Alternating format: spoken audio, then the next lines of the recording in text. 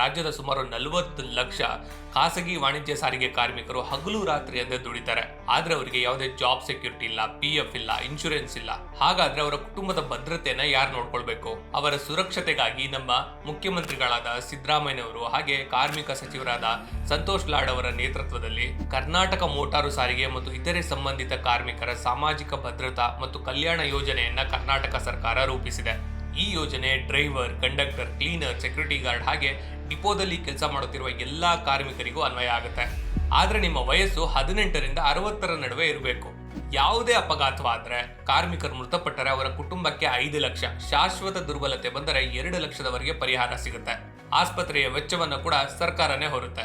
ಈ ಯೋಜನೆಯಿಂದ ಕಾರ್ಮಿಕರ ಕುಟುಂಬಕ್ಕೆ ಸೆಕ್ಯೂರಿಟಿ ಸಿಕ್ಕಂಗಾಗುತ್ತೆ. ಏನೇ ಹೆಚ್ಚಿನ ಮಾಹಿತಿ ಬೇಕಾದಲ್ಲಿ ನಿಮ್ಮ ಹತ್ತಿರದ ಕಾರ್ಮಿಕ ಇಲಾಖೆ ಕಚೇರಿಗೆ ಭೇಟಿ ನೀಡಿ ಅಥವಾ ಈ ಸಹಾಯವಾಣಿಗೆ ಕರೆ ಮಾಡಿ. ಈ ಮಾಹಿತಿಯನ್ನ ಹೆಚ್ಚು ಜನರಿಗೆ ತಲುಪಿಸಿ ಪ್ರತಿ ಕಾರ್ಮಿಕನಿಗೂ ಈ ಯೋಜನೆಗೆ ನೋಂದಾಯಿಸಿಕೊಳ್ಳುವಂತೆ ಮಾಡಿ.